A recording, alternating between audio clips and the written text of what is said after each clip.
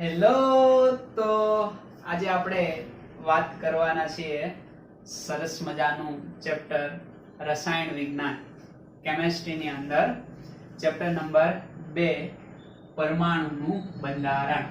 Chapter number 1 જે રસાયણ વિજ્ઞાનને તમે સમજ્યા કે રસાયણ વિજ્ઞાન શું હોય, એમની અંદર કયા કયા પ્રકારની શાખાઓ હોય, આવી બધી જ માહિતી તમે ચેપ્ટર નંબર 1 ની અંદર મેળવી અને કેમેસ્ટ્રીને તમે ધીમે ધીમે ઓળખવાનું સ્ટાર્ટ કરી દીધું. ખ્યાલ આવે છે? તો હવે આપણે એક નવા જ ચેપ્ટર સાથે, અને આ ચેપ્ટર કે જે આગળના ધોરણની અંદર તમે ઘણું સારું એવું ભણીને આવ્યા છો, પણ એમની અંદર થોડું વધારે ડીપ ની અંદર યાની કે ઇન ડિટેલ ની અંદર આપણે જશું અને એનો ખ્યાલ આપણે મેળવવાનો છે. ખૂબ જ સિમ્પલ અને સરસ મજાનું ચેપ્ટર, અને આપણને જાણવું ગમશે. કારણ કે જનરલી આપણે વાતાવરણની અંદર બધી જ વસ્તુઓ જોતા હોય, એ વસ્તુ ખૂબ સરસ મજાની લાગતી હોય, પણ આ રસાયણ વિજ્ઞાનની અંદર આ વસ્તુની અંદર આપણે ડોક્યું કરવાનું છે. કઈ રીતના? દાખલા તરીકે આ સરસ મજાની વસ્તુ છે.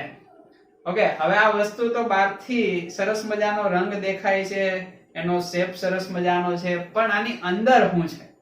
આ શેની બનેલી છે? સીધી તો આ નહીં બની ગઈ હોય ને, તો એ કઈ રીતે બનેલી હશે એનો ખ્યાલ આપણે આજના ચેપ્ટરની અંદર મેળવવાનો છે. યાની કે એકદમ માઇક્રો સૂક્ષ્મ લેવલે આ ચેપ્ટરનો આપણે અભ્યાસ કરવાનો છે. ઓકે, દ્રવ્ય એટલે શું એ તો તમને માલુમ જ હશે, બરાબર? આગળના ચેપ્ટરની અંદર તમે જોઈ ગયા. હવે આ દ્રવ્ય, વસ્તુ, પદાર્થ, આ બધું જ શેનું બનેલું છે એનો ખ્યાલ આપણે આ ચેપ્ટરની અંદર મેળવવાનો છે. તો બોર્ડ પર સરસ મજાનું તમને ચેપ્ટરનું નામ તો દેખાતું જ હશે. ઓકે, યાની કે ચેપ્ટર નંબર 2 પરમાણુનું બંધારણ. કોનું બંધારણ? પરમાણુ. પરમાણુ બોલે તો એટમ. ઓકે, પરમાણુ બોલે તો એટમ. એટમ એ એક ગ્રીક શબ્દ છે. કેવો શબ્દ છે? ગ્રીક, બરાબર? ઓકે, આ એટોમી કહેવાય ગ્રીક ની અંદર. તો આ એટમ નો મતલબ થાય અવિભાજ્ય.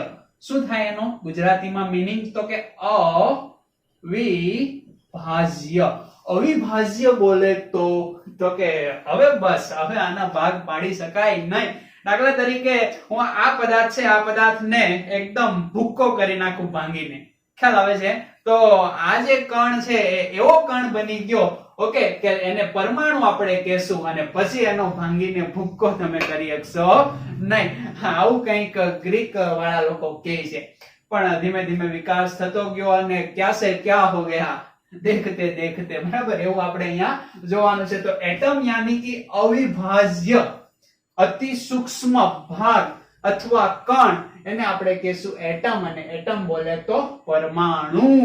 સમજ પડે છે? ઓકે, આવું ક્યાં સુધી ચાલ્યું? તો કે આ એટમ યાની કે અવિભાજ્ય અતિ સૂક્ષ્મ કણ. આગળના ચેપ્ટરમાં ડાલ્ટનની વાત આવી, જોહન ડાલ્ટન. એમણે એક સરસ મજાનો પરમાણ્વીય સિદ્ધાંત આપ્યો. એમની અંદર એમણે કીધું કે દ્રવ્ય એ અતિ સૂક્ષ્મ અવિભાજ્ય કણનો બનેલો છે, બરાબર? અથવા તો દ્રવ્યનો અતિ સૂક્ષ્મ અવિભાજ્ય કણ. શું? તો કે અતિ સૂક્ષ્મ અને અવિભાજ્ય કણ બોલે તો પરમાણુ.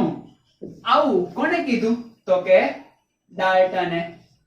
ખ્યાલ આવે છે ને? ડાલ્ટને આવું કીધું કે આ જે પરમાણુ છે એ અતિ સૂક્ષ્મ અને અવિભાજ્ય, ઓકે, કણ, નોટ દળ, હે ને? કણ. શું છે? તો કે કણ. એટલે એને આપણે શું કહેશું? તો કે પરમાણુ. તો આ અતિ સૂક્ષ્મ અને અવિભાજ્ય કણને આપણે પરમાણુ કહીએ. આવો કેટલામી સદીની અંદર? તો કે 19મી સદી સુધી ચાલ્યું. અને ડાલ્ટને આપણા માટે ભગવાન હતા. એમણે કીધું કે આ જે દરેક દ્રવ્ય છે એ પરમાણુના બનેલા છે, અને પરમાણુ એ અતિ સૂક્ષ્મ અને અવિભાજ્ય કણ છે. એના આધારિત આપણે સરસ મજાના ઘણા બધા તમે નિયમોનો પણ અભ્યાસ કર્યો, જેવો કે દળ સંચયનો નિયમ, ઓકે, નિશ્ચિત પ્રમાણનો નિયમ. ઓકે, આવા પ્રકારના નિયમો તમે ઘણા બધા જોયા. એ બધા જ ડાલ્ટનના આ અભિધારણા અનુસાર સાચા હતા. પરંતુ જેમ જેમ જેમ જેમ સમય જતો ગયો એમ આ પરમાણુનું વિભાજન થયું. ખ્યાલ આવે છે ને? એટલે આ વાક્ય મેં અહીંયા લખ્યું એ કેવું થયું? ખોટું થયું. ઓકે, એટલે પરમાણુનું બંધારણ ચેપ્ટરની અંદર આપણે તો જ પરમાણુનું બંધારણ થાય ને કે આ પરમાણુ છે જે અવિભાજ્ય અને અતિ સૂક્ષ્મ. તો અહીંયા હું દોરું, દાખલા તરીકે આ છે આપણો શું? તો કે પરમાણુ. ઓકે, હવે આ પરમાણુ એકદમ અહીંયા માઇક્રો લેવલે, એકદમ માઇક્રો લેવલે પરમાણુ હોય એનું આપણે મેક્રો લેવલ કરીને એકદમ ઝૂમ કરીને દેખાડ્યું છે. દેખાય છે ને? ઓકે, તો આ પરમાણુ હશે જે હું કેવો છે? તો કે અતિ સૂક્ષ્મ અને અવિભાજ્ય કણ, જેના ભાગ પાડી શકો નહીં. ખ્યાલ આવે છે? પણ જેમ જેમ જેમ ટાઈમ જતો ગયો એમ ડાલ્ટનની આ અભિધારણા ખોટી ઠેરી અને પરમાણુનું શું થયું? તો કે વિભાજન થયું. અને પરમાણુનું વિભાજન થયું. ઓકે, અને જે કણો પ્રાપ્ત થયા એ કણોને આપણે શું કહેશું? તો કે આવી રીતના વિભાજન થયું હશે પરમાણુનું. ખ્યાલ આવે છે ને? એટલું સિમ્પલ આપણે ત્યારે સમજીએ કે આ પ્રમાણે આ પરમાણુનું વિભાજન થઈ ગયું અને એનાથી આ જે નાના ભાગ છે એને આપણે કીધા શું? તો કે પરમાણવીય કણ. શું કીધા? અપરમાણવીય કણ. તો કે પરમાણુનું વિભાજન પણ શક્ય છે એવા કણોને શું કીધું? અપરમાણવીય કણ. અને આ અપરમાણવીય કણ આધારિત આપણે પરમાણુનો અભ્યાસ કરવાનો છે, એટલે પરમાણુનું બંધારણ. તો પરમાણુના બંધારણની અંદર શું શું હોય એવો આપણે અભ્યાસ કરવાનો છે. તો પહેલી તો વાત કરશું આપણે, આજનો ટોપિક રહેશે અપરમાણવીય કણ, કે આ પરમાણુનું આપણે વિભાજન કરી નાખશું. પહેલા કીધું તો અવિભાજ્ય. ઓકે, પણ હવે વિભાજન કરશું. ઓકે, 20મી સદી પછીની વાત હવે આલે છે. ખ્યાલ આવે છે ને? ઓકે, ઘણા બધા વૈજ્ઞાનિકો ધંધે લાગી ગયા પરમાણુનું બંધારણ આપવા માટે. પરમાણુનું વિભાજન થઈ ગયું. ઓકે, અપરમાણવીય કણોની શોધ થઈ. એટલે વૈજ્ઞાનિકો સમક્ષ ઘણા બધા પ્રશ્નો ઉદ્ભવ્યા કે આ પરમાણુ પેલા અવિભાજ્ય હતું. ઓકે, ડાલ્ટન બહુ સાચા હતા ત્યાં સુધી. 19મી સદી સુધી તો ચાલ્યું જ કે પરમાણુ એ અતિ સૂક્ષ્મ અને અવિભાજ્ય કણ છે. પણ એના પછી ધીમે ધીમે ધીમે વિકાસ થતો ગયો. પરમાણુના ભાગ પડ્યા અને પરમાણુના બંધારણ આપવાની જરૂરિયાત સર્જાણી. તો વૈજ્ઞાનિકો સમક્ષ જે સમસ્યા હતી કે આ પરમાણુનું વિભાજન થઈ ગયું, એ સમસ્યા લખી. એમાંથી પહેલી સમસ્યા એ હતી કે આ પરમાણુ ની સ્થાયીતા સમજાવવી. ઓકે, પરમાણુની સ્થાયીતા કઈ રીતે સમજાવવી? આ પહેલી સમસ્યા વૈજ્ઞાનિકો સમક્ષ હતી. ક્યારે આ સમસ્યા ઉદ્ભવી? કે પરમાણુનું વિભાજન થયું, અપરમાણવીય કણો થી પરમાણુ બનેલો છે એવું આપણને માલુમ પડ્યું, ત્યારે પહેલી સમસ્યા. ઓકે, આ શું છે આપણી? ઓકે, સમસ્યા. ઓકે, આ સમસ્યા આવી, પરમાણુનું સ્થાયીતા સમજાવવી. એના પછી 2 નંબરની સમસ્યા આવી કે આ જે પરમાણુ છે એ જુદા જુદા તત્વના હશે, તો તત્વના રાસાયણિક અને ભૌતિક ગુણધર્મોની સરખામણી કરવાની. યાની કે તત્વના રાસાયણિક અને ભૌતિક ગુણધર્મની સરખામણી કરવા માટેની જુદી જુદી સમસ્યાઓ વૈજ્ઞાનિક સમક્ષ રજૂ થઈ. કારણ કે તત્વ શેનું બનેલું હોય? પરમાણુનું. પણ પરમાણુ શેના બનેલા છે? અપરમાણવીય કણોના. એટલે તત્વને કઈ રીતે આપણે વર્ગીકૃત કરવું એના રાસાયણિક અને ભૌતિક ગુણધર્મોની સરખામણી અંગે ઓકે જે મતભેદ ઉભો થયો, એટલે એ પણ આપણી શું થઈ ગઈ? એક સમસ્યા. ખ્યાલ આવે છે? ત્રીજી સમસ્યા વૈજ્ઞાનિક સમક્ષ એ હતી કે આ જે છે બરાબર, યાની કે પરમાણુ. ઓકે, આ પરમાણુમાંથી શું બનશે? તો કે અણુ બનશે. ખ્યાલ આવે છે? હવે પરમાણુમાંથી જ્યારે અણુ બને છે, ઓકે, યાની કે અણુનું સર્જન થાય છે, ત્યારે અહીંયા સંયોગીકરણ અહીંયા કઈ ઘટના બનશે તો કે સંયોગીકરણની. સંયોગીકરણ એટલે શું તો કે ભેગું થાવ. અસંખ્ય પરમાણુઓ જોડાઈને અણુનું સર્જન કરે તો કયા પ્રકારનું સંયોગીકરણ કરવું એ ખૂબ જ જટિલ સમસ્યા વૈજ્ઞાનિકો સમક્ષ રજૂ થઈ. એના પછી 4th નંબરની સમસ્યા આપણી પાસે એ છે કે આ જે પરમાણુ ઓકે એ પરમાણુનું નિર્માણ થયું ત્યારે જે તત્વના શોષાતા કે ઉત્સર્જન પામતા વિદ્યુત ચુંબકીય વિકિરણની લાક્ષણિકતા અંગે પણ માહિતી આપવી પડે. ઓકે યાની કે તત્વના શોષાતા અને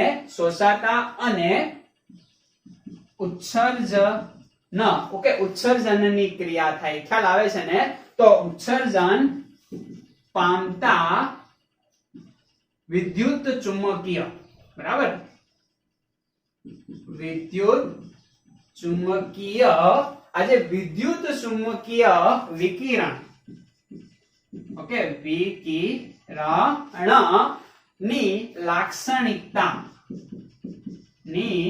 લાક્ષણિકતાઓ અંગે શું થયું તો કે એક સમસ્યા સર્જાણી કે આ જે તત્વ છે એ તત્વ કેટલીક ઉર્જા શોષી લે, કેટલીક ઉર્જા ઉત્સર્જિત કરી દે, એના અંગે જે વિદ્યુત ચુંબકીય વિકિરણની લાક્ષણિકતાઓ છે, બરાબર, યાની કે જુદા જુદા સ્પેક્ટ્રમ આપવા, રંગનું ઉત્સર્જન થવું, રંગ મેળવવા, આવી બધી જ સમસ્યા જે વૈજ્ઞાનિકો સમક્ષ રજૂ થઈ ક્યારે તો કે આ પરમાણુનું વિભાજન શક્ય બન્યું, યાની કે પરમાણુ એ અપરમાણવીય કણોનો બન્યો ત્યારે આ સમસ્યા રજૂ થઈ અને આ સમસ્યાને આપણે ધીમે ધીમે સોલ્વ કરવાની છે.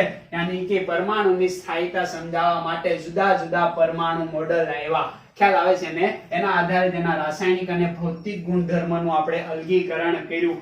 એ પરમાણુમાંથી જ્યારે અણુ બનાવ્યો ત્યારે જે સંયોગીકરણના નિયમો છે એને આપણે ફોલો કરાવ્યા. તત્વ એ કયા પ્રકારની તરંગ લંબાઈનું શોષણ કરે છે, કયા પ્રકારની તરંગ લંબાઈનું ઉત્સર્જન કરે છે, આ બધી જ માહિતી વિદ્યુત ચુંબકીય વિકિરણ સ્પેક્ટ્રમ વર્ણપટ દ્વારા આપણે સમજવાની કોશિશ કરશું. તો વૈજ્ઞાનિક સમસ્યા પરમાણુના બંધારણ અંગે કઈ હતી એ માલુમ પડી ગયો. ક્યારે હતી તો કે 19મી સદી ખતમ થવા આવી અને 20મી સદી જ્યારે સ્ટાર્ટ થવા આવી ત્યારે એટલી સમસ્યાઓ વૈજ્ઞાનિક સમક્ષ હતી. ખ્યાલ આવશે? તો આ સમસ્યાને તમારે ધ્યાનથી જોવાની છે. બુકની અંદર પણ આપી છે પણ અહીંયા આપણે એકદમ શોર્ટ લખેલી છે. એટલું જ લખો તો પણ તમને માર્ક્સ મળી જાય. ખ્યાલ આવે છે કે પરમાણુના બંધારણના નિર્માણ પહેલા વૈજ્ઞાનિક સમક્ષ કઈ સમસ્યાઓ હતી? તો આ 4 સમસ્યાઓ હતી. ક્યારે? જ્યારે પરમાણુ એ અવિભાજ્ય હતો, એમાંથી વિભાજ્ય થયો અને અપરમાણવીય કણોની શોધ થઈ. તો આ પરમાણુ છે એ હવે શેનો બનેલો છે? ખ્યાલ આવે છે ને તમને? આ છે આપણો પરમાણુ. આ પરમાણુ છે એ અસંખ્ય પરમાણુઓ જોડાઈને શું બને તો કે અણુ બને. શું બનશે તો કે અણુ. આ અસંખ્ય શું છે? આપણા પરમાણુ એવા જોડાઈને આપણો બન્યો અણુ. ખ્યાલ આવે છે? આવા અણુ અથવા તો એને સંયોજન પણ આપણે કહી શકીએ. અને પરમાણુની અંદર જે નાના ભાગ હોય આને આપણે શું કહેશું તો કે અપરમાણવીય કણ. ખ્યાલ આવે છે? અને આ અપરમાણવીય કણ નો હવે પછી નેક્સ્ટ આપણે સ્લાઇડની અંદર હવે પછીની જે નેક્સ્ટ સ્લાઇડની અંદર આપણે અભ્યાસ કરવાનો છે. તો કેટલા અપરમાણવીય કણો? તો કે આપણે બધા જ જાણીએ છીએ ધોરણ 9 થી 3 અપરમાણવીય કણો છે. એમાંથી પહેલું છે શું તો કે ઇલેક્ટ્રોન. ઇલેક્ટ્રોન જેને સ્મોલ e વડે આપણે દર્શાવીએ. એના પછી 2 નંબરનો અપરમાણવીય કણ પ્રોટોન. જેને p વડે દર્શાવીએ અથવા p+ વડે પણ ઘણી વાર દર્શાવીએ. અને ત્રીજા નંબરનો અપરમાણવીય કણ ન્યુટ્રોન. બરાબર? ન્યુટ્રોન એને આપણે શું કહેશું? n વડે દર્શાવશું. ખ્યાલ આવે છે? ન્યુટ્રોન n વડે દર્શાવીએ છીએ. સમજ પડે છે? ઇલેક્ટ્રોનનો વીજભાર આવશે શું તો કે નેગેટિવ. પ્રોટોનનો વીજભાર શું આવશે યાની કે એનો ચાર્જ પોઝિટિવ અને આનો શું આવશે તટસ્થ એટલે 0 આપણે કહી શકીએ. ઓકે તો આ ત્રણ અપરમાણવીય કણ ઓકે કઈ રીતે એમની શોધ થઈ, શેમાંથી એમની શોધ થઈ અને કયા પ્રકારના લક્ષણો ધરાવે છે એની આપણે વાત હવે પછી કરવાના છીએ. એ પહેલા એટલું તમે લખી મારો અને સરસ મજાનું વાંચી નાખો. યસ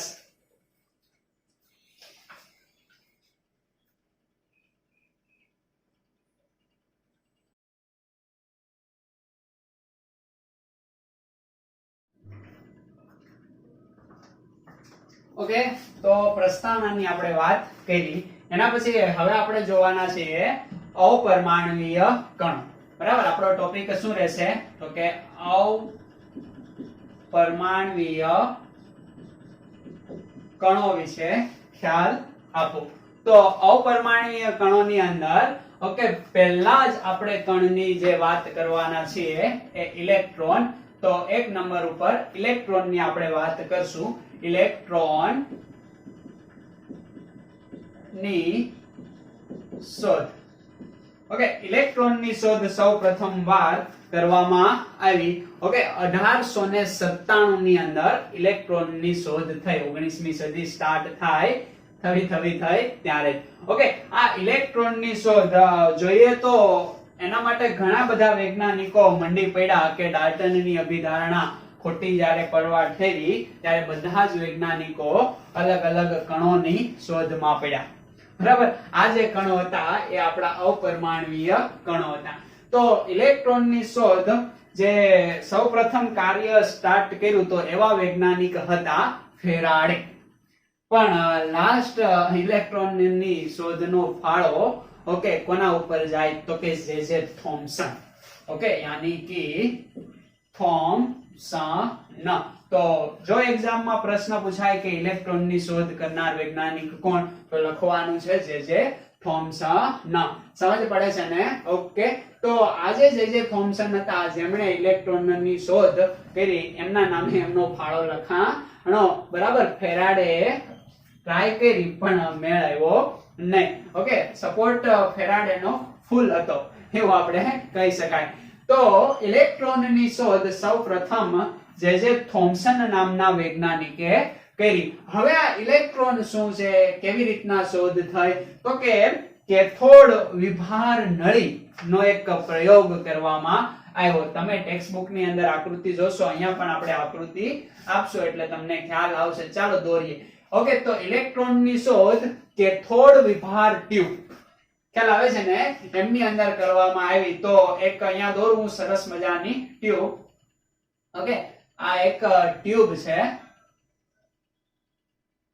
હા આ ટ્યુબ આપણે વાત કરીએ ટ્યુબની અંદર બધા જ વાયુઓને આપણે રિમૂવ કરી દેશું. એટલે અહીંયા આપણે શૂન્યાવકાશિત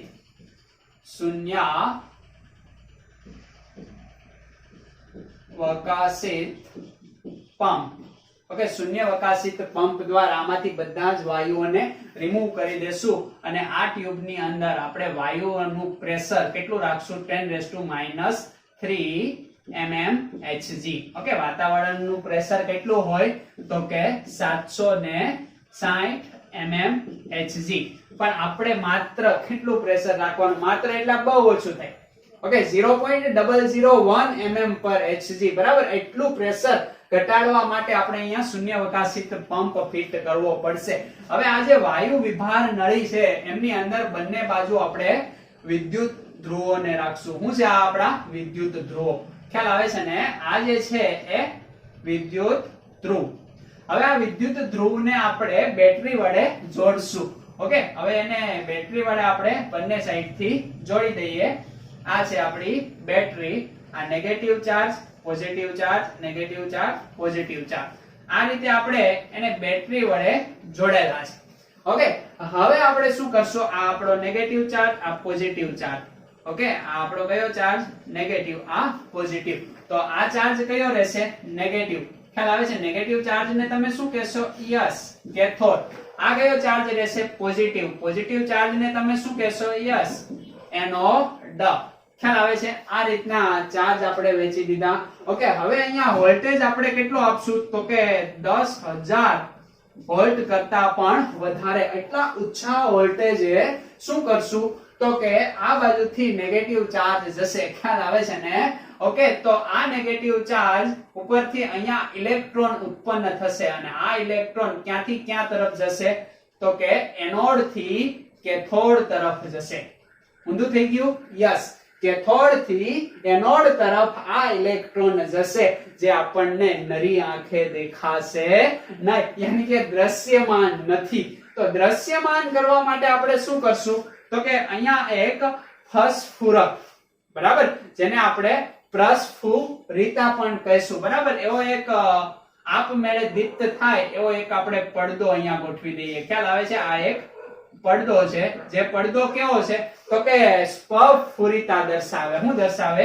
સ્પફુરિતા. આમનો મતલબ શું થાય કે જેવો ઇલેક્ટ્રોન આ એનોડ પર આવ્યો અને એ ક્યાં જમા થશે તો કે અહીંયા ટચ થશે જેવું ઇલેક્ટ્રોનનું આ કિરણપુંજ, કારણ કે ઇલેક્ટ્રોનનો આખો જથ્થો આવશે. સમજ પડે છે ને? તો ઘણા બધા ઇલેક્ટ્રોન આવશે અને એટલા ફાસ્ટ આવશે એટલે આપણને એક વે જોવા મળશે, એક્સ-રે, લાઈક એક્સ-રે જેવી. ઓકે, તો એક્સ-રે જેવી એક વે જોવા મળે અને જેવો ઇલેક્ટ્રોન આ પડદાને ટચ થાય એટલે આ પડદો ઓકે એકદમ સ્પોટ યાની કે રંગીન લાઈટ મળે. જેવી લાઈટ મળે એટલે આપણને ખબર પડે કે ઇલેક્ટ્રોન આવે છે. આવી માહિતી કોણે મેળવી તો કે થોમ્સને ફેરાડેના સપોર્ટથી.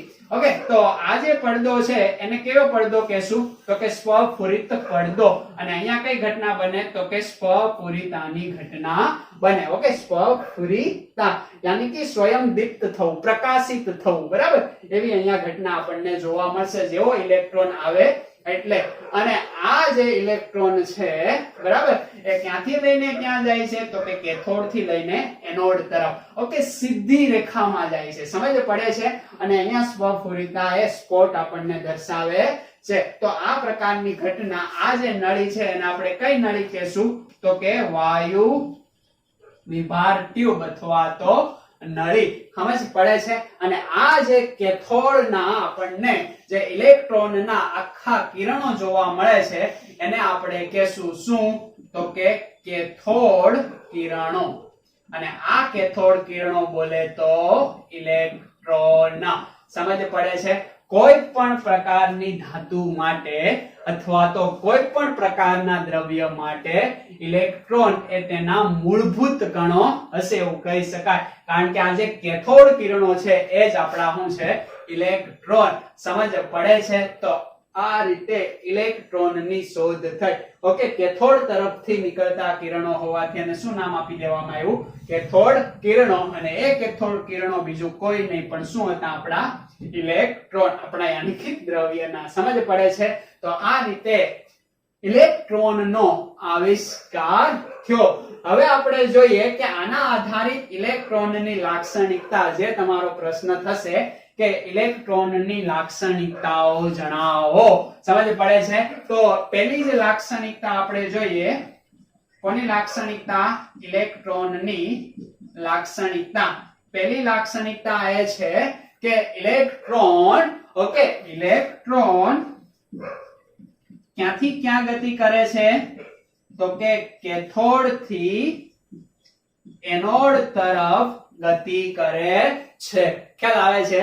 આના કારણે ઇલેક્ટ્રોન પરનો વીજભાર કેવો મળે છે તો કે ઋણ વીજભાર આપણને જોવા પ્રાપ્ત થાય છે. ખ્યાલ આવે છે? એટલે કે ઇલેક્ટ્રોન એ કેવો ચાર્જ ધરાવે? નેગેટિવ ચાર્જ ધરાવે છે. કોના પરથી ખબર પડી? આ પ્રયોગ ઉપરથી. ખ્યાલ આવે છે? ત્રીજી લાક્ષણિકતાની આપણે વાત કરીએ તો ત્રીજી લાક્ષણિકતા એ છે કે આ ઇલેક્ટ્રોનના જે કણો છે એમનો આખો એક જથ્થો, કિરણ પુંજ જેને આપણે કહીશું, એ કેવી લાઈનમાં ગતિ કરે છે તો કે સીધી લીટીમાં ગતિ કરે છે. એટલે કે એમની અંદર કઈ ઉર્જા હશે તો કે ગતિ ઉર્જા ધરાવતા હશે એવું કહી શકાય ને? ગતિ ઉર્જા ધરાવે છે. કોણ? તો કે ઇલેક્ટ્રોન. ખ્યાલ આવે છે તમને? ઓકે, એના પછી આપણે જોઈએ તો ફોર્થ નંબરની લાક્ષણિકતાની અંદર વાત કરીએ. આ ઇલેક્ટ્રોન આપણને નરી આંખે દેખાતા નથી. કેથોડ કિરણો આપણને નરી આંખે દેખાતા નથી, એટલે જ અહીંયા આપણે પસપૂરક પડદો રાખ્યો, બરાબર, જે જનરલી ઝિંક સલ્ફાઇડ નો બનેલો છે, ZnS, ઝિંક સલ્ફાઇડ. ખ્યાલ આવે છે? તો આ જે પડદો હશે એ ચમકશે એટલે આપણને ખબર પડશે કે ઇલેક્ટ્રોન આવ્યો, બાકી આપણને એવું કઈ લાગશે નહીં. એટલે આ જે કેથોડ કિરણો છે એ કેવા છે તો કે દ્રશ્યમાન નથી. ઓકે, દ્રશ્યમાન નથી, યાની કે આપણે ચોકડી આપશું. ખ્યાલ આવે છે ને? ઓકે, એ લાઈક કેના જેવી લાક્ષણિકતા ધરાવે તો કે એક્સ-રે જેવા કિરણો જેવી એ લાક્ષણિકતા ધરાવે, અને એનો વેગ પણ એકદમ ફાસ્ટ, ઓકે, એકદમ તીવ્ર, ઝડપી હશે. ખ્યાલ આવે છે? ઓકે, તો આ જે 4 નંબરનું લક્ષણ થયું. હવે 5 નંબરનું જે લક્ષણ છે એ ખૂબ જ મોસ્ટ ઇમ્પોર્ટન્ટ છે. ખ્યાલ આવે છે ને? કે આ જે કેથોડ કિરણો અથવા તો ઇલેક્ટ્રોન છે એ વિદ્યુત ધ્રુવ ના પદાર્થ પર, યાની કે આ જે વિદ્યુત ધ્રુવ છે આ શું છે તો કે વિદ્યુત ધ્રુવ. તો આ વિદ્યુત ધ્રુવ અલગ અલગ પદાર્થોનો બનેલો હશે. ખ્યાલ આવે છે ને? આ અલગ અલગ પદાર્થોનો બનેલો હશે.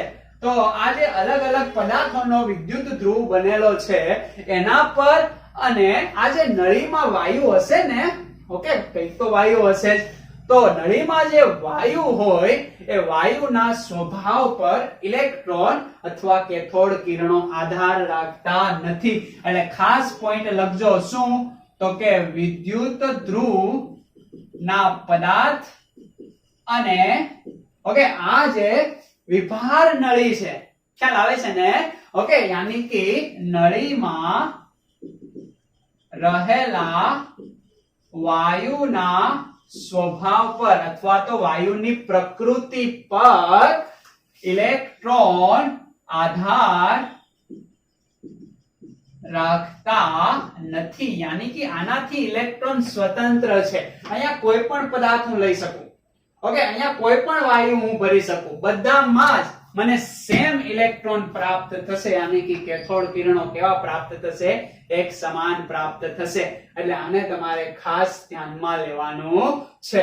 હવે એના પછી ઓકે 6 નંબરનો પોઈન્ટ એવો છે કે જ્યાં સુધી આ કેથોડ કિરણો છે અથવા ઇલેક્ટ્રોન છે એને આપણે એક પણ પ્રકારના ઓકે વિદ્યુત ક્ષેત્ર અથવા તો ચુંબકીય ક્ષેત્ર આ ના આપીએ, ઓકે, યાની કે વિદ્યુતીય અને ચુંબકીય ક્ષેત્રના પ્રભાવમાં ના હોય ત્યાં સુધી એના પર કોઈ પણ પ્રકારની અસર થતી નથી.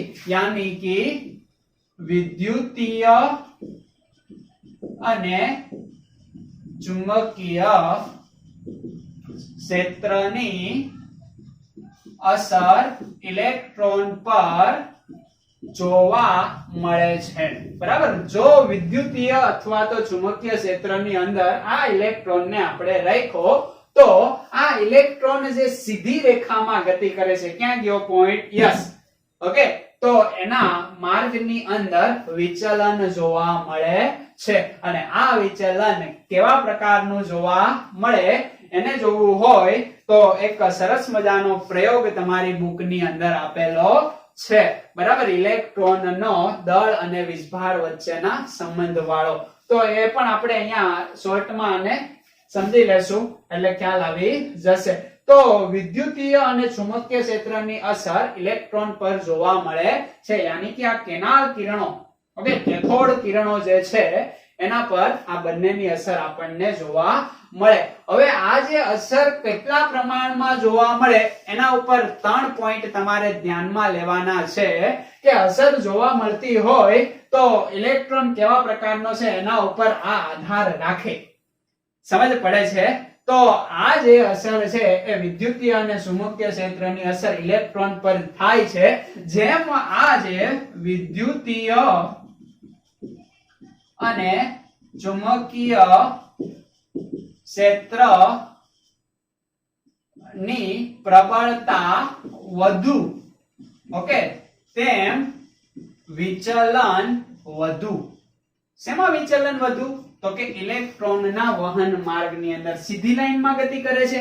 ઓકે, વિદ્યુતીય અને ચુંબકીય ક્ષેત્રની તીવ્રતા જેમ જેમ વધારતા જશું એમ વિચલન વધતું જશે. ખ્યાલ આવે છે ને? ઓકે, એના પછી વાત કરીએ કે આ જે સીધી લાઈનમાં ગતિ કરે છે અને વિચલન બીજા કોના ઉપર આધાર રાખે, તો એ વિચલન કણો પરના વીજભાર પર પણ આધાર રાખે. ઓકે, તો કણો પરના વીજભાર પર, ઓકે, કણો પરના જે ઋણ વીજભાર હશે, ખ્યાલ આવે છે ને? ખાસ યાદ રાખજો કયો વીજભાર, તો કે ઋણ વીજભાર પર આ ઇલેક્ટ્રોનનું વિચલન આધાર રાખે છે. સમજ પડી જાય? કણો પરના વીજભાર પર જેમ વીજભાર વધુ, ઓકે, વીજભાર વધુ તેમ વિચલન વધુ. ખ્યાલ આવે છે? એના ઉપરાંત આપણે વાત કરીએ તો કણોનું દળ, ઓકે, કણોનું દળ ડાયરેક્ટલી પ્રોપોર્શનલ ટુ વિચલન. કોનું? તો કે ઇલેક્ટ્રોનનું. જેમ હલકા કણો હશે, ઓકે, એમ એનું વિચલન વધુ જોવા મળશે. સમજ પડે છે? ઓકે, તો અહીંયા ડાયરેક્ટલી પ્રોપોર્શનલ ટુ લખવા કરતા આપણે આમ લખીએ, કણોનું દળ જેમ વધુ એમ વિચલન ઓછું જોવા મળશે. ખ્યાલ આવે છે ને? ઓકે, તો જે હલકા કણો, ઓકે, જે હલકા કણો હશે એ વધારે વિચલન પામે છે, આવું આપણે કહી શકાય. તો આ જે ત્રણ લાક્ષણિકતા છે એ, ઓકે, આ જે ઇલેક્ટ્રોનના માર્ગની અંદર વિચલન માટેની માત્રાત્મક લાક્ષણિકતા આપણે કહી શકાય. યાની કે વિદ્યુતીય અને ચુંબકીય ક્ષેત્રની પ્રબળતા વધારો, વિચલન વધે. કણો પરનો ઋણ વીજભાર જેમ જેમ વધે એમ વિચલન વધશે. કણોનું દળની અંદર હલકા કણો હશે ફાસ્ટ ગતિ કરશે, ઓકે, એટલે વિચલન એ વધારે પામે, અને ભારે કણો હશે એ ઓછા વિચલન પામે. આપણે આવું કહી શકાય. સમજ પડી જાય કે સમજ ના પડી જાય? ખ્યાલ આવે છે ને? તો હા, વાત થઈ જનરલી કોની, તો કે ઇલેક્ટ્રોનની લાક્ષણિકતાની. તો આવી બધી ઇલેક્ટ્રોન લાક્ષણિકતાઓ ધરાવે છે. ખ્યાલ આવશે? ઓકે, તો આ લાક્ષણિકતાને તમારે ખાસ ધ્યાનમાં લેવાની છે. હવે આપણે વાત કરવાના છીએ કે આ ઇલેક્ટ્રોનની શોધ થઈ ગઈ. કોણે કરી? જે થોમ્સને. ઓકે, કોના દ્વારા? તો કે વાયુ વિભાર નળીની અંદર, ઓકે, કેથોડ કિરણો આપણને પ્રાપ્ત થયા, એ જ આપણા ઇલેક્ટ્રોન હતા. ખ્યાલ આવે છે? ઓકે, તો આ લાક્ષણિકતાઓને તમે એકદમ ઝડપથી લખી લો.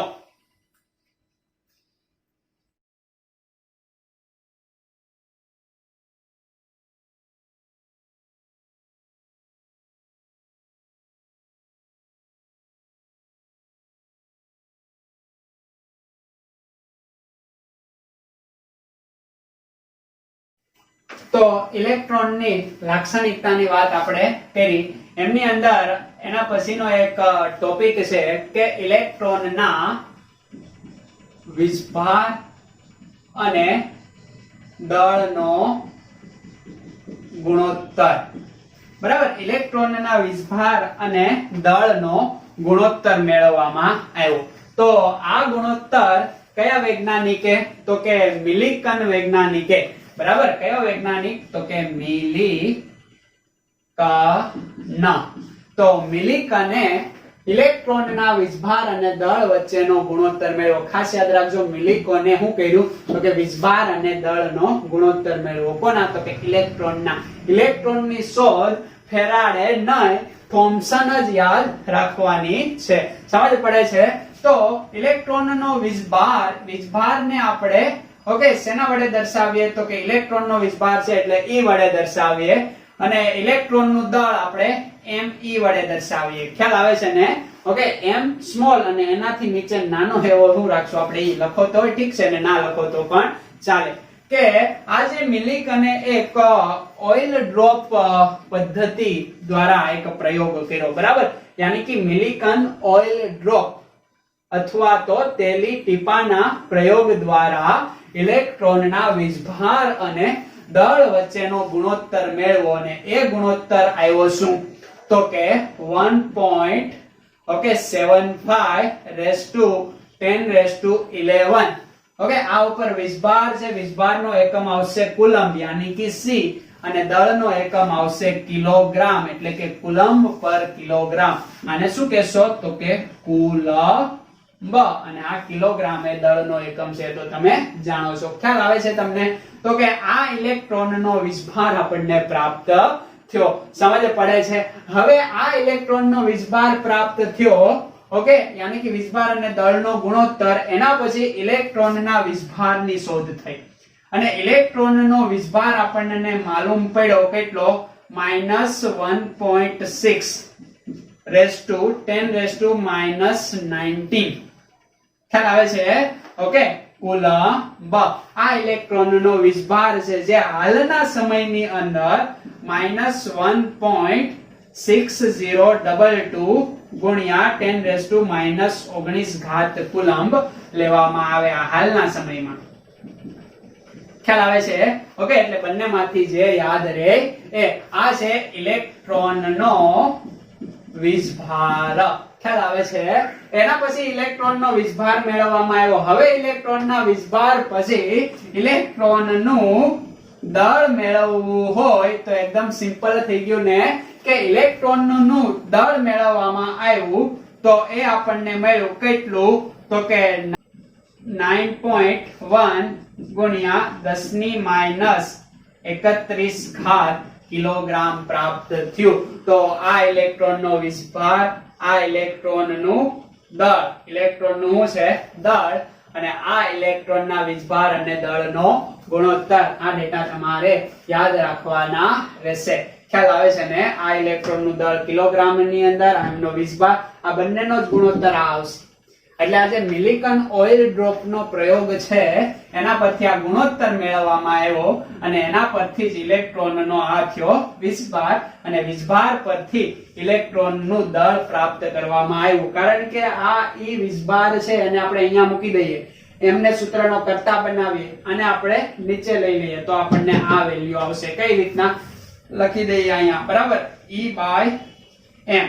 તો એના બરાબર એની વેલ્યુ કેટલી? તો કે -1.6 એને ગુણ્યા 10⁻ કેટલી ઘાત? 19 ઘાત. ખ્યાલ આવે છે ને? ઓકે, ઇલેક્ટ્રોનનો વીજભાર માઈનસ જ હશે એટલે અહીંયા આપણે કેલ્ક્યુલેશનમાં માઈનસ નહીં લખીએ તો ચાલે. અને અહીંયા m એના બરાબર કેટલું? તો કે 1.75 ગુણ્યા 10⁻11. હવે આનું કેલ્ક્યુલેશન કરશું, એમને સૂત્રનો કરતા બનાવશું એટલે આપણો જવાબ આ પ્રકારનો આવી જશે. ખ્યાલ આવી જાય કે નો ખ્યાલ આવી જાય એટલું યાદ રહી જાય. વીજભાર અને દળનો ગુણોત્તર કોને મેળવો? મિલિકને ઓઇલ ડ્રોપના પ્રયોગ પરથી. ઇલેક્ટ્રોન પરનો વીજભાર કેટલો હોય છે? તો કે એટલો હોય. ખ્યાલ આવે છે ને? પણ ઇલેક્ટ્રોન છે એટલે કયો ચાર્જ આપણે આપશું આગળ? ઋણ વીજભાર એટલે કે નેગેટિવ ચાર્જ આપશું. ખ્યાલ આવી જાય? હાલના સમયમાં 1.6022 raised to 10 raised to -19 coulomb વાપરવામાં આવે અને આ ઇલેક્ટ્રોનનું દળ છે. સમજ પડી ગઈ? જે ક્યાંથી એવું તો કે એના વીજભાર પરથી. ઓકે, એટલી માહિતી ખ્યાલ આવી જાય. હવે આ વાત થઈ ઇલેક્ટ્રોનની અહીંયા ખતમ. આપેલી આકૃતિ એ ઇલેક્ટ્રોનના વીજભાર અને દળનો ગુણોત્તર નક્કી કરવા માટેનું સરસ મજાનું સાધન અહીંયા આપેલું છે કે ઇલેક્ટ્રોનની જે કિરણાવલી આપણને પ્રાપ્ત થાય એનું કિરણ, એમની આસપાસ આપણે ચુંબકીય ક્ષેત્ર કે વિદ્યુત ક્ષેત્ર રાખીએ તો એ કિરણો પોતાના માર્ગથી વિચલિત થાય છે. ઓકે, જો વિદ્યુત ક્ષેત્ર આપણે ઓનલી રાખીએ તો એ સ્થાનમાં દર્શાવે ત્યાં કિરણો જમા થાય અને ચુંબકીય ક્ષેત્ર રાખીએ તો સી સ્થાન પર કિરણો જમા થાય. અને બંનેને સંતુલિત રાખીએ તો કિરણ જ્યાં હતા ત્યાંના ત્યાં બી સ્થાન ઉપર, અથવા તો જો આપણે વિદ્યુત ચુંબકીય ક્ષેત્ર ન રાખીએ તો પણ આપણને કિરણો બી સ્થાન ઉપર જમા થતા જોવા મળે. જે પસફૂરક પડદો દર્શાવેલો છે એના ઉપરથી આપણે હાઇલાઇટ કરી શકીએ. ખ્યાલ આવી ગયો આકૃતિની અંદર? ઓકે, તો આ સાધન દ્વારા જ ઇલેક્ટ્રોનનું દળ જે હમણાં આપણે મેળવું. કેટલું મેળવું? તો કે 1.75 ગુણ્યા 10⁻11 ઘાત કુલંબ પર કિલોગ્રામ જે આપણને પ્રાપ્ત થયું. ઓકે, તો હવે આપણે જઈએ નેક્સ્ટ.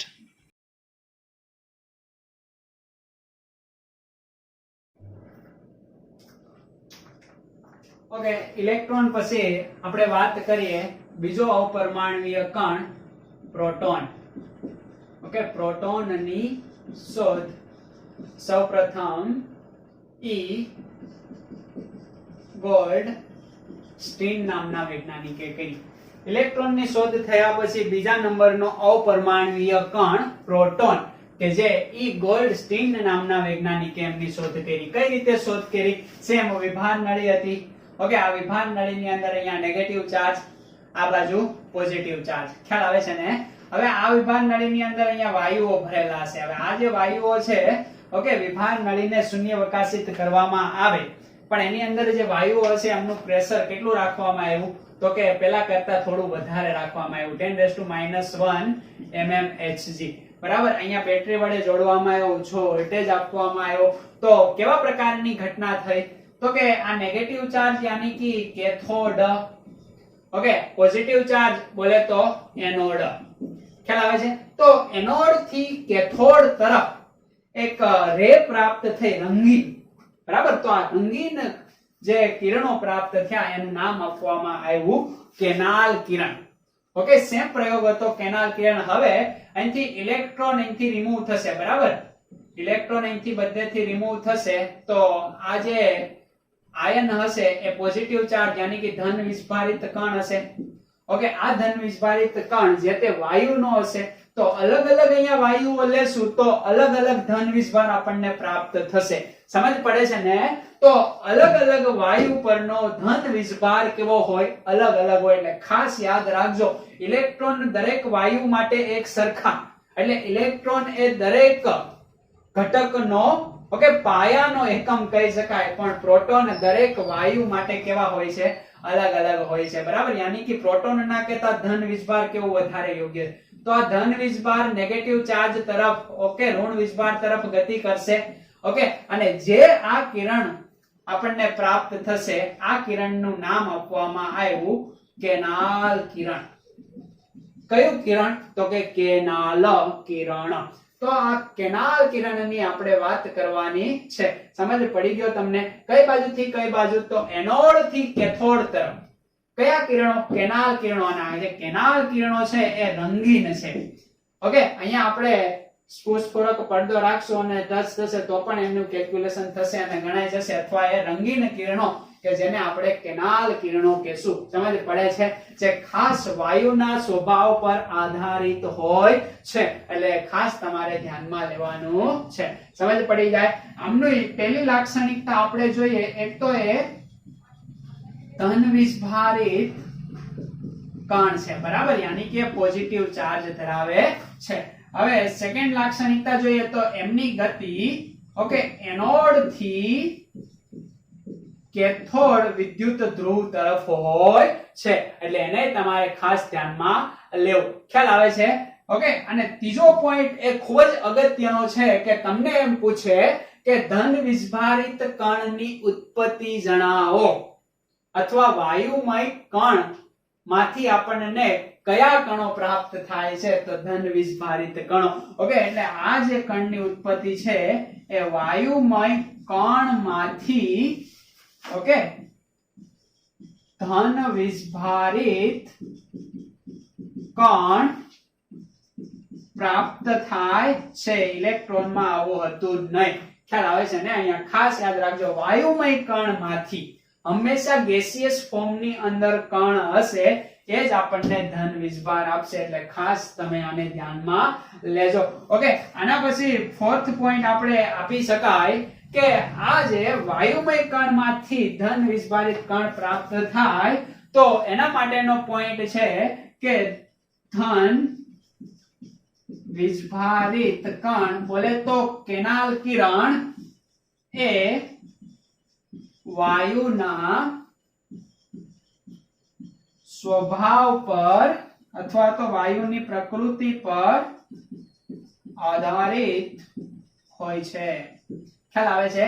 એટલે અલગ અલગ વાયુ માટે આજે ધન વિસ્ફારિત કણ છે એ જુદા જુદા આપણને જોવા મળતા હોય. એક એક્ઝામ્પલ છે તો કે આ તમે ધન વિસ્ફારિત કહો છો, કેનાલ કિરણ કહો છો, પ્રોટોન કેમ નથી કહેતા?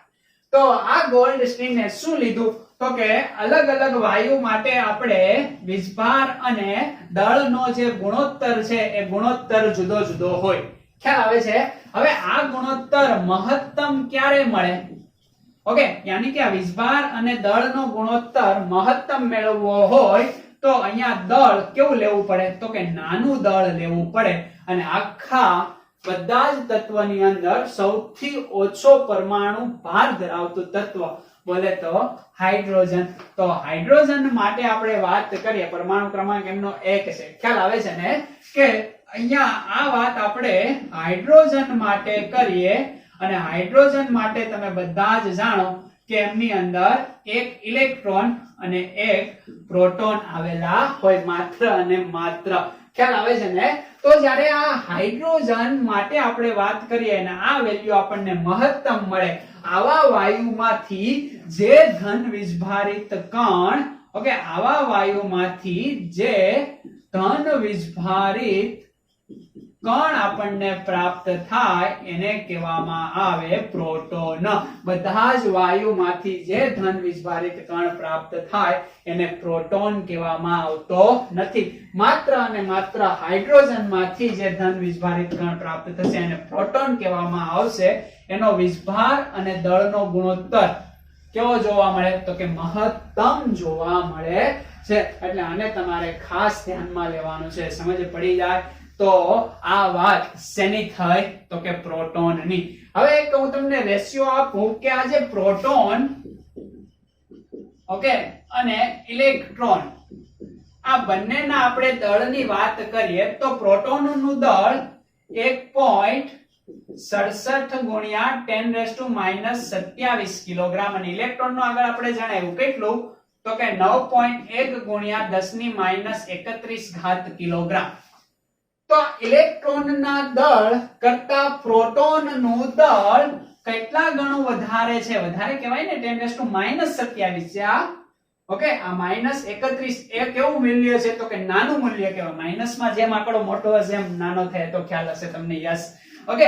તો આ મૂલ્ય અને આ મૂલ્ય વચ્ચે ડિફરન્ટ કેટલો છે તો કે 1837 ગણો. ખ્યાલ આવે છે? ડેટા યાદ રાખજો કે ઇલેક્ટ્રોનના દળ કરતા પ્રોટોનનું દળ 1837 ગણું વધારે જોવા મળે છે. ખ્યાલ આવે છે? સમજ પડે?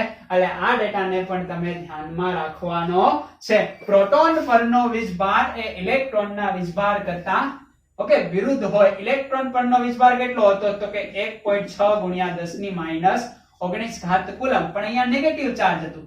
તો આ ઇલેક્ટ્રોન માટે આપણે વાત કરીએ તો નેગેટિવ, અને જ્યારે પ્રોટોન માટે વાત કરીએ તો આ કેટલો થઈ જાય તો કે સેમ એમનો વીજભાર એટલો, પણ અહીંયા શું આવે પોઝિટિવ સાઇન. આ કઈ સાઇન છે તો કે નેગેટિવ ની. ખ્યાલ આવી જાય કે નો ખ્યાલ આવી જાય? ઓકે, એટલો ખ્યાલ આવી ગયો. દળ વચ્ચે પણ તમને માલુમ પડી ગયું, એમની લાક્ષણિકતા પણ ખબર પડી ગઈ. આ લાક્ષણિકતા ખૂબ જ મોસ્ટ આઈએમપી છે. ઇલેક્ટ્રોન એ વાયુના સ્વભાવ પર કે કેવા પ્રકારનો વિદ્યુત ધ્રુવ છે એના પર આધાર રાખતો નથી, આ રાખે છે. એટલે આને તમે ખાસ ધ્યાનમાં લેજો. ઓકે, આના પછી ત્રીજો કણ, ઓકે, ત્રીજો અપરમાણ્વીય કણ ન્યુટ્રોન, ઓકે, જેને તટસ્થ કણ પણ કહેવામાં આવે, જેને સ્મોલ n વડે દર્શાવવામાં આવે. એમના પરનો વીજભાર તટસ્થ કણ કેમ કહેવામાં આવે તો કે એમના પરનો વીજભાર કેવો છે? 0. આમના પરના પ્લસ અને માઈનસ વીજભાર છે ને, અહીંયા આપણને 0 વીજભાર જોવા મળે. આમની શોધ કોને કરી તો કે ચેડવિક. ઓકે, ચેડવિક. ઓકે, ચેડવિક નામના વૈજ્ઞાનિકે ન્યૂટોનની શોધ કરી હતી. ખ્યાલ આવે છે? કેમ તો કે બેરિલિયમ, ઓકે, બેરિલિયમ ધાતુ લીધી, Be, પરમાણુ ક્રમાંક એમનો કેટલો જોવા મળે? 4 જોવા મળે. ખ્યાલ આવે છે ને? તો આ બેરિલિયમ ધાતુ પર એને કોનો મારો કર્યો તો કે આલ્ફા કણનો. અને આઈ થિંક આલ્ફા કણો તમે જાણો છો કે 2 હિલિયમ 4. ઓકે, આ હિલિયમના જે કણ છે એને આપણે આલ્ફા કણ કહી શકીએ. ખ્યાલ આવે છે ને? જેમની અંદર બે શું છે? પ્રોટોન, 2 ઇલેક્ટ્રોન અને 2 ન્યુટ્રોન હોય. જે આલ્ફા કણ ઉપર બેરિલિયમ, ઓકે, આ બેરિલિયમની પ્લેટ છે. આમના પર હું આલ્ફા કણનો મારો કરું, આલ્ફા કણને ફેંકું, ત્યારે જે કણ આમાંથી રિલીઝ થાય એ કણ છે આપણો ન્યુટ્રોન. ખ્યાલ આવે છે ને? એમનું દળ કરીબ આ પ્રોટોનના દળ જેટલું જ છે, થોડું માઇનર વધારે છે પણ એટલું લેવામાં આવે. ખ્યાલ આવે છે ને?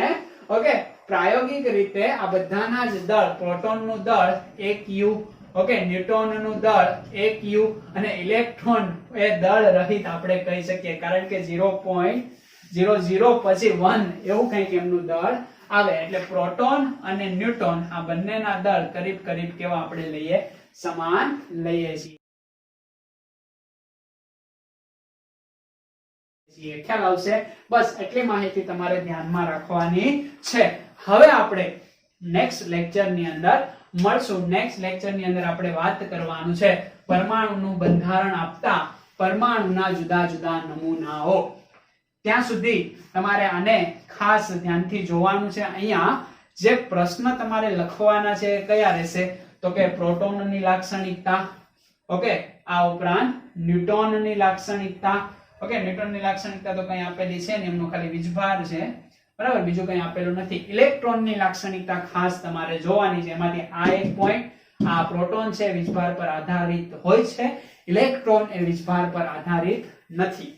ખ્યાલ આવે છે ને? ધાતુના વીજભાર પર આધારિત નથી. સમજ પડી જાય તો એટલી વસ્તુ તમારે ખાસ ધ્યાનમાં લેવાની છે. ઓકે, તો એટલે સુધી આપણે લેક્ચર રાખીએ. હવે નેક્સ્ટ લેક્ચર ની અંદર આપણે મળશું. ત્યાં સુધી વાંચતા રહો, લખતા રહો અને એકદમ ખાતા પીતા રહો અને મજા પણ કરતા રહો.